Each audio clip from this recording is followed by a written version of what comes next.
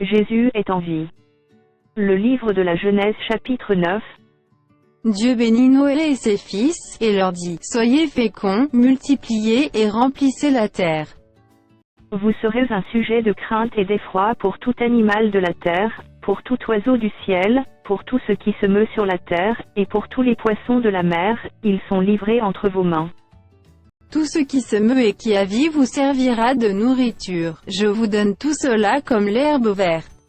Seulement, vous ne mangerez point de chair avec son âme, avec son sang. Sachez-le aussi, je redemanderai le sang de vos âmes, je le redemanderai à tout animal, et je redemanderai l'âme de l'homme à l'homme qui est son frère. Si quelqu'un verse le sang de l'homme, par l'homme son sang sera versé, car Dieu a fait l'homme à son image. Et vous, soyez féconds et multipliez, répandez-vous sur la terre et multipliez sur elle. » Dieu parla encore à Noé et à ses fils avec lui, en disant, « Voici, j'établis mon alliance avec vous et avec votre postérité après vous. Avec tous les êtres vivants qui sont avec vous, tant les oiseaux que le bétail et tous les animaux de la terre, soit avec tous ceux qui sont sortis de l'arche, soit avec tous les animaux de la terre. J'établis mon alliance avec vous, aucune chair ne sera plus exterminée par les eaux du déluge, et il n'y aura plus de déluge pour détruire la terre. Et Dieu dit, c'est ici le signe de l'alliance que j'établis entre moi et vous, et tous les êtres vivants qui sont avec vous, pour les générations à toujours. J'ai placé mon arc dans la nue, et il servira de signe d'alliance entre moi et la terre.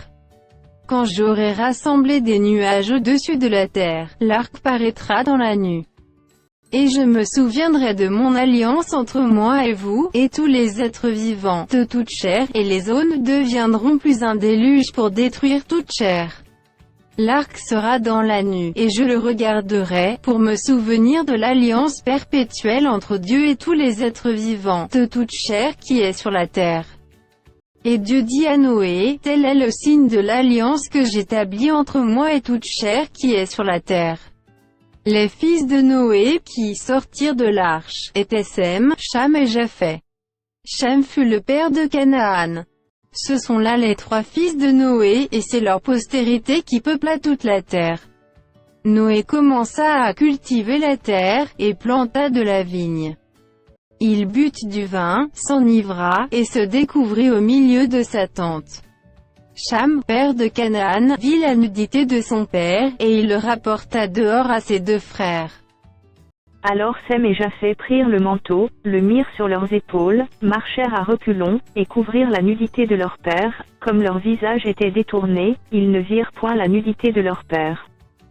Lorsque Noé se réveilla de son vin, il apprit ce que lui avait fait son fils cadet. Et il dit, « Maudit soit Canaan, qu'il soit l'esclave des esclaves de ses frères. » Il dit encore, « Béni soit l'Éternel, Dieu de Sem, et que Canaan soit leur esclave. Que Dieu étende les possessions de Japhet, qu'il habite dans les tentes de Sem, et que Canaan soit leur esclave. » Noé vécut, après le déluge 350 ans. Tous les jours de Noé furent de 950 ans, puis il mourut.